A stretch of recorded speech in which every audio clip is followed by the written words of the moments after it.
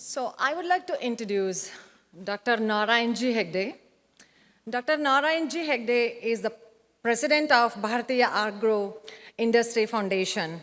Under his leadership, BAIF has successfully implemented many projects in livestock, environmental protection, and wasteland development. Dr. Hegde earned an MS in horticulture from University of Hawaii.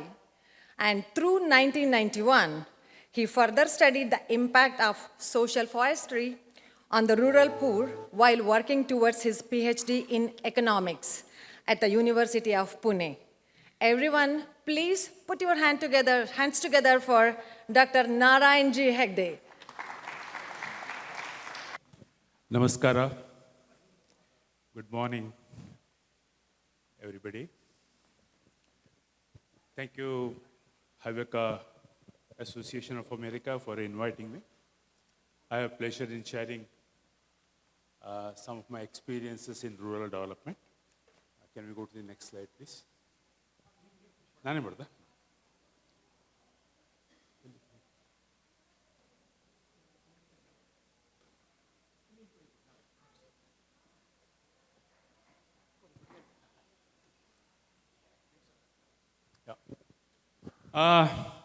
This is my family. I come from a small village called Karki on the sea coast. My parents, they passed both matriculate during their age. I was the first from our family to go to the college. Then I did my master's in horticulture, agriculture. Then I joined the organization called BIF Development Research Foundation.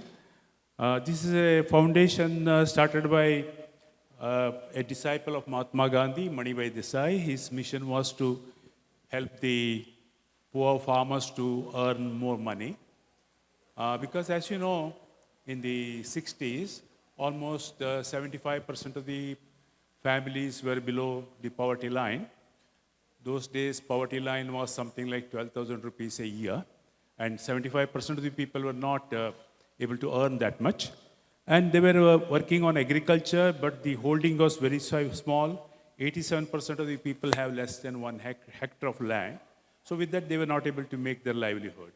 So Dr. Manibhai Desai had a mission. He was a bachelor. Next one,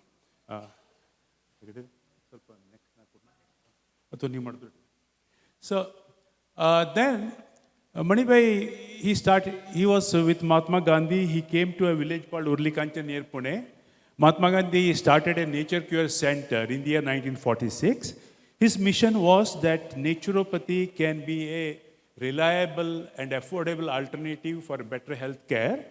And Manibhai was made in charge. He brought good quality Gir cows, our Desi cows from Gujarat, and maintained. He was maintaining very scientifically. Gir is one of the best dairy breeds in India. However, his dairy was not making money, he was losing. So Manibhai got concerned, or by and large, you can remember your childhood days, the Genti Gole we called in our villages. Farmers maintain hoping that they earn money. Manibhai thought almost 80% of the cows in our villages in India were of this quality, where the average milk production was half a liter per day. That means about 200 to 300 liters a year.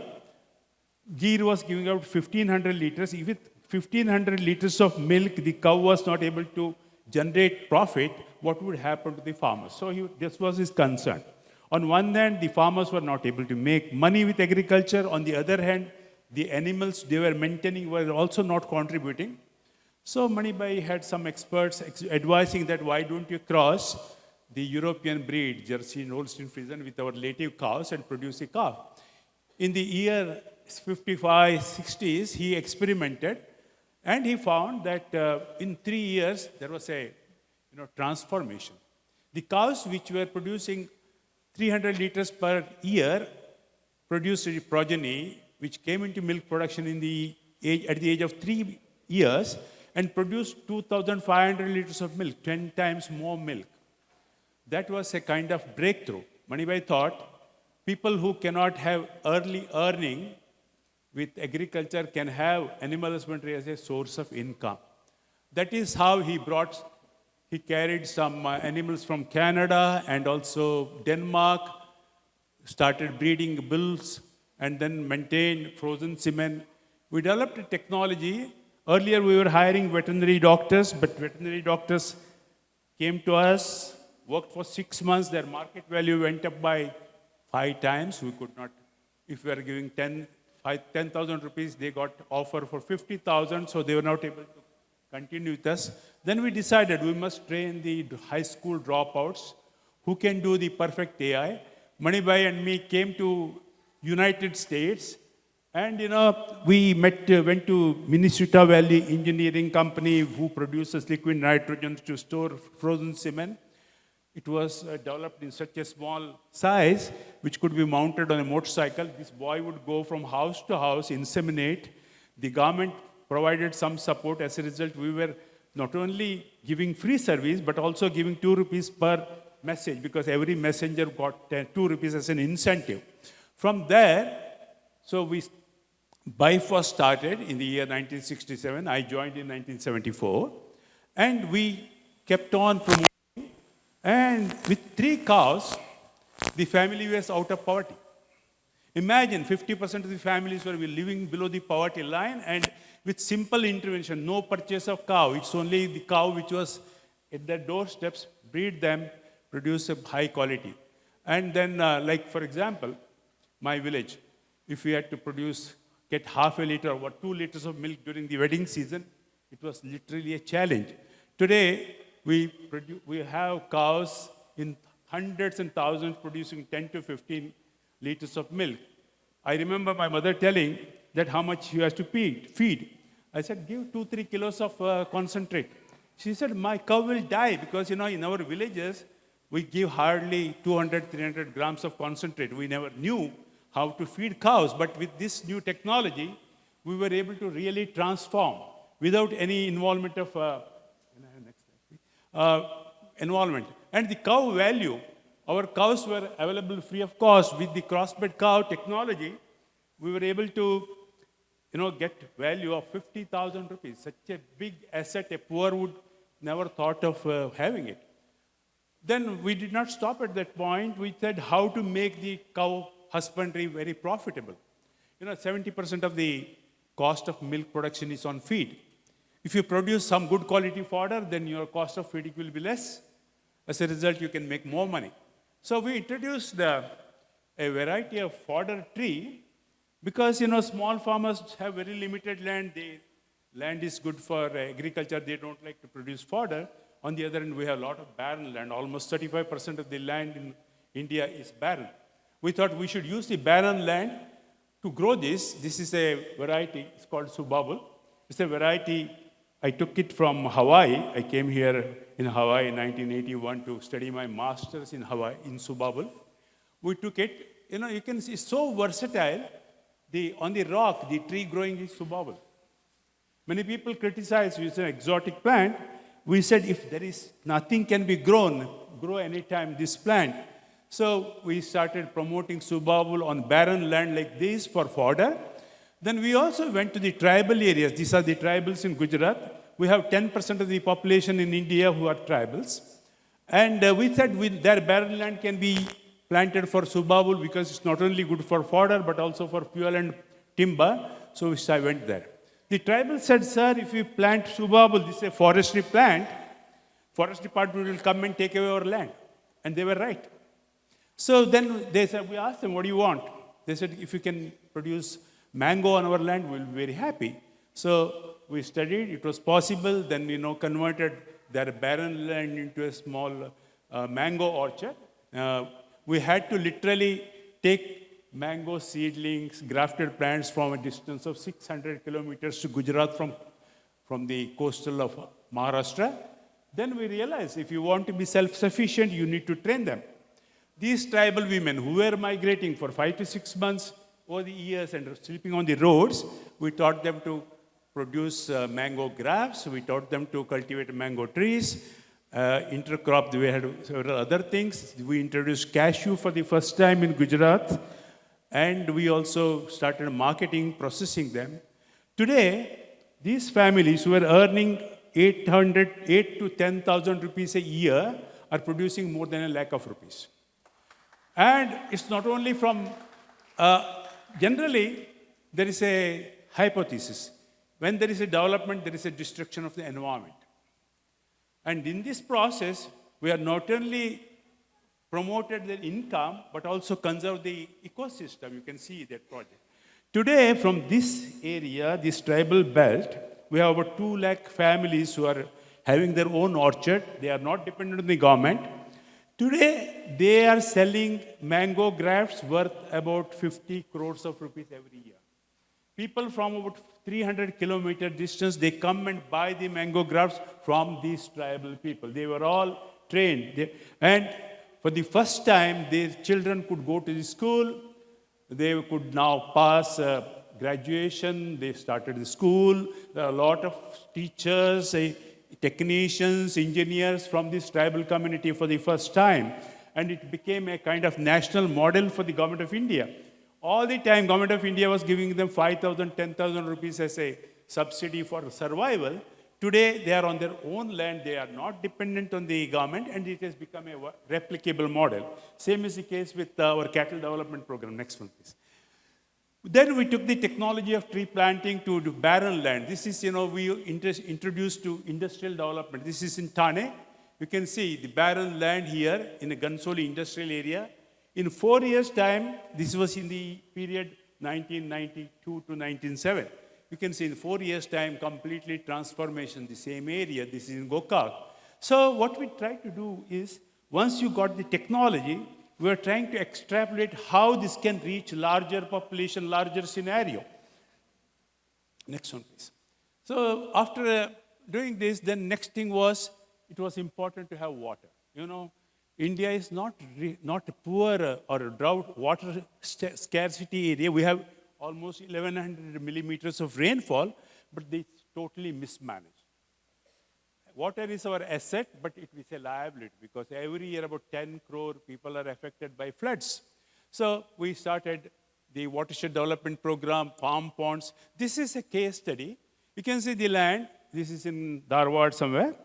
This land was producing food grains worth about 5,000 rupees a year per acre.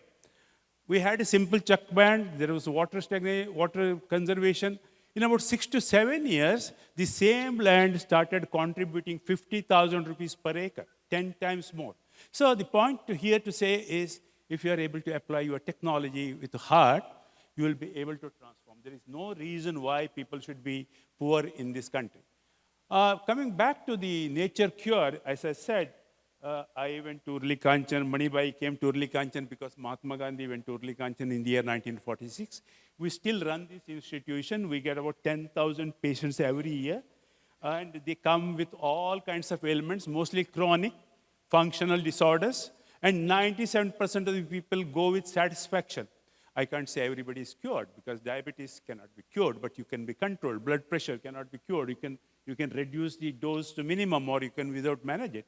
So naturopathy, we teach, how to operate the system, our body to run function. The basic principle is our body, because of bad eating, bad exercise, lack of exercise, gets congested. Our veins, blood circulation stops or not normal. So our organs don't function normally. The medical science says same thing. You facilitate the organs to function normally. In naturopathy, we try to give them massage, yoga, mud bath, diet mostly, and facilitate decongestion of our system so that, when you decongest, the water flows in the, taps faster, our blood circulation becomes faster, the organs start functioning. So this is one of even today, this institute has been the mother institute started by Mahatma Gandhi to give faith for the people about the naturopathy, and many naturopathy institutions have come up in India with the strength of or the principle of this institution started by Mahatma Gandhi. I happen to continue to serve as a managing trustee since 1993. And during this process, we thought, that we need to, it's not only demonstrating what you do, but also educate. I had the opportunity to develop a lot of systems. In BIFE, we decided, we have in the development in India or any other developing countries, we go with a solution to the villages and start looking for the patients. I said, this approach is really bad because, when you go with solution, everybody says, I am the patient. We should have a doctor-patient relation, as a result. What's the meaning of that? When you go to the village, go with an open mind and understand what is the requirement, what's the problem, and give prescribed medicine, whatever is. Maybe one patient will be good with aspirin, another patient requires antibiotics. Similarly, in our BIFE approach, our approach is to understand what's the real problem and help them. So this has been summarized in our Gandhian approach. In BIFE, today we work in about 50 lakh families in about 80,000 villages, and major contribution has come from cattle development. Today, from our centers, we have 5,000 cattle breeding centers across the country in 15 states. The income from the milk produced from our farmers brought to our program is worth about 25,000 crores every year. And almost out of the 50 lakh families, almost 80% of the families are out of poverty. Similarly, when we started promoting, I wrote some books on environmental protection, because when we went to the school to tell the children to plant trees, we must tell them why they have to plant trees. And then for nature cure, we identify a lot of our herbs. In our system today, we are losing our immunity because, our food ingredients, our diet doesn't contain any herbals which we have been consuming in the olden days. In the olden days, you go to the field, you have several different types of herbs. You bring it, make it chutney, tambali, goju, something of this kind. And that's why they were all adding a lot of nutrients, a lot of, useful chemicals. Today we are missing. So trying to, our nature care ashram, we're trying to identify how some of our less known vegetables are useful to serve as a vegetable. And nature care, we have a very important thing is, Mahatma Gandhi, when he was in Urlikanchan, he said, when you are sick, most of the doctors, sorry, it's not a criticism, we treat the body. Mahatma Gandhi said, it's not only treating the body, you have to treat the mind as well. Many times, you are sick because of your mind is not well. Many times you are sick, physically sick, that's why your mind is not well. Sometimes your mind is not well, that's why you are physically sick. So it's very important that, holistic, and attitude makes all the difference. Attitude is our personality. It's like a half glass filled with water. Somebody sees the empty, somebody sees the full. In a filled one. People who see empty, they are very unhappy because they see everything is empty. If you are filled, you are very happy. Another book I wrote recently is same thing, attitude. It's Shami Tree. What I realized during our development in ashram as well as in the rural development, ultimately, what is really development? Happiness. What is development is for happiness. What is happiness? Of course, our happiness perception varies from childhood to the old age. And every time, particularly we Havyakas or we come from the developing villages, we always aspire our children should learn. When they come to the city, accepting learning, we don't do anything. Parents are confused whether to teach yoga or, Veda or spirituality, bhajan, prayers, or Sandhya Vandana. We are confused. Our experience is that as we grow old, our perception of happiness changes. At the fag end of our life, our happiness is not money. Our happiness is not eating. Our happiness is not traveling. Our happiness lies in our children. If our children are behaved well, if they are good enough, if they are useful to the society, we feel we have done our job of grooming our children. If that has to be done, I believe we need to go back to our young age and see, children only follow us. any amount of teaching children won't follow. They'll follow their parents. So the book tries to say that if you want your happiness, you behave well, you have your ethics, you have your dharma, you have your decency, then automatically, once it becomes part of our life, automatically it becomes, happy path. Bhagavad Gita says the same thing. Ultimate aim is, bliss. Bliss is through, karma yoga. You achieve, your desires are reduced.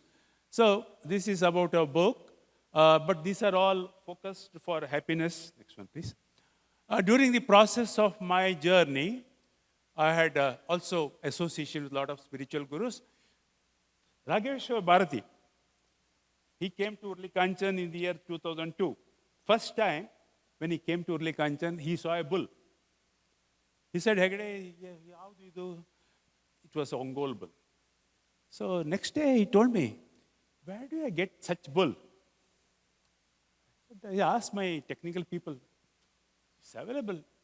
I saw he wanted to, I wanted to have a bull.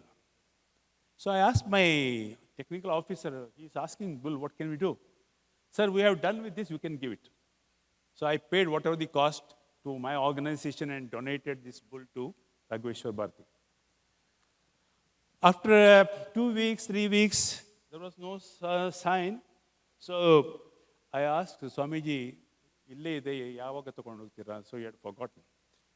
Then I realized that he is busy, so I took a tempo, sent a person who was taking care of the bull, sent to our mutt, and that bull became Mahanandi. Have you heard of Mahanandi, Raghveshwar Bharati? One day Gomataram Teltare. So he said the idea of go protection came from Urli Kanchan. So I feel very proud that we were able to help in selling the idea. Similarly, we have been associating with also Gangadhareshwar, Swarnavali Mutt, Chitrapur Swami, the Saraswat Mutt. We have been helping them to help the rural development. Sadhguru Vasudev wanted us to help in developing the river basins in Maharashtra. So our Dharmasthala Virendra Hegde was associated with Nature Cure. Also helped this Heartfulness Foundation. This is a very important foundation. We're trying to help them in afforestation. So that's the side activity. Next one, please.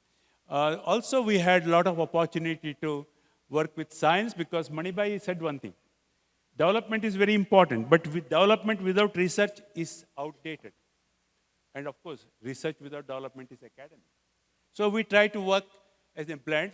I had association to work with the Asian Network. I had a association with she's a prince of Thailand, Bangkok University.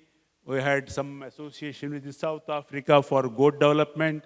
We had association with Southeast Asia, developing countries for veterinary health.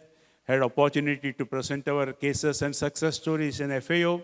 And also, I was very fortunate to be a part of the Scientific Advisory Committee to the Cabinet Government of India. Next one, please.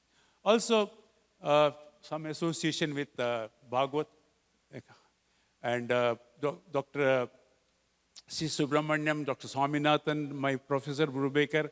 I was very fortunate that Dr. Kalam was very fascinated with work during his tenure. He visited 6 or 7 villages in different states. He had a lot of time, at least in spite of his busy schedule, he was able to spare time whenever I went to Delhi.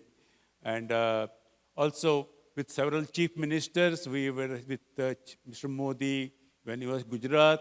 I had opportunity to take our program to Bihar when Rabdi Devi was the chief minister. Sharad Pawar has been our supporter for Wadi. And Buddhadev Bhattacharya, Calcutta, we promoted goat development. We worked with ITC. We also worked with Coca-Cola for environmental protection. So that way, we were not only confined to the villages. We tried to sell ideas at the international level. Next one, please. International level. And we were also attracted. Mrs. Brundtland, when she was Prime Minister of Norway, she came all the way to Urli Kanchan to see our afforestation program.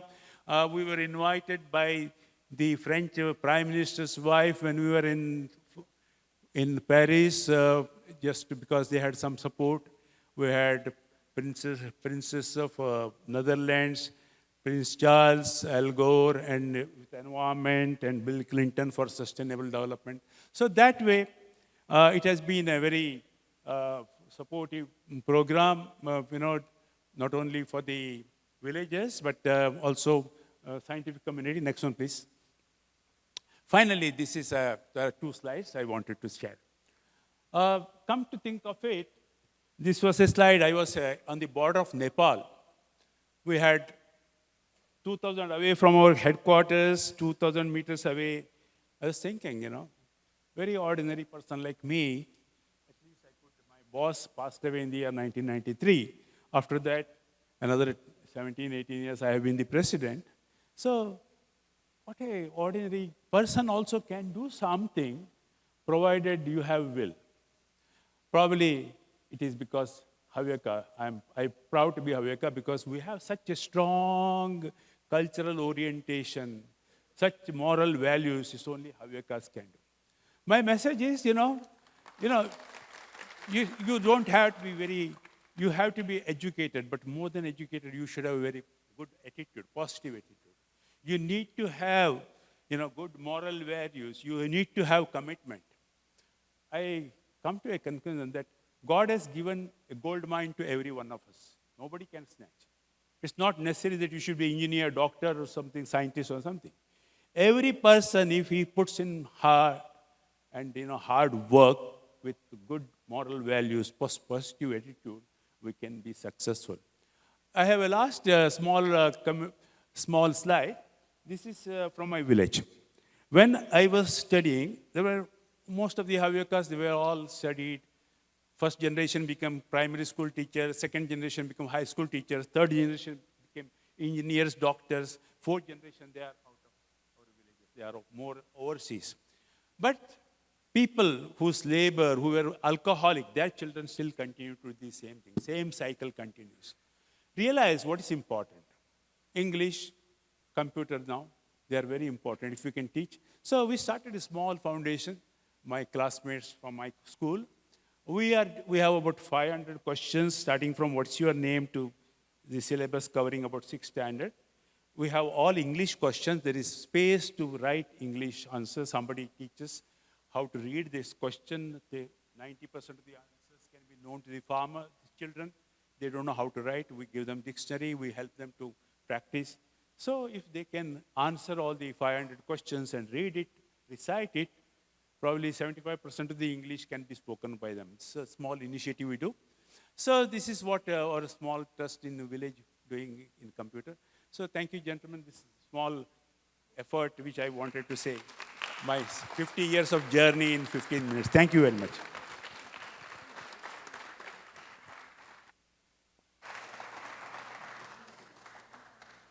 Thank you so much. That was really informative. Any questions? I don't think. Any questions? I would like to call Sujata. I would like to call Sujata and Ganapati Bhatt to come onto the stage.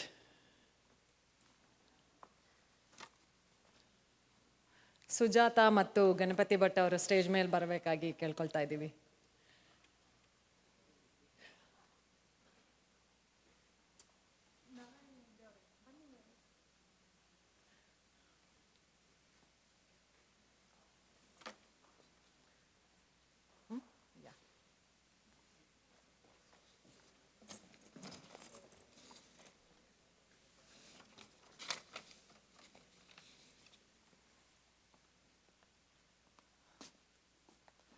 ಅವರಿಗೆ shawl ಹೊದಿಸಿ please.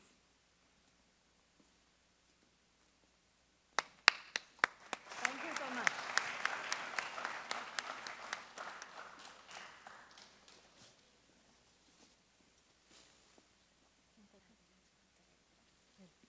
ಹಾಂ, ಸುಜಾತ ಮತ್ತು ಗಣಪತಿ ಭಟ್ ಅವರು platinum sponsor. Thank you so much.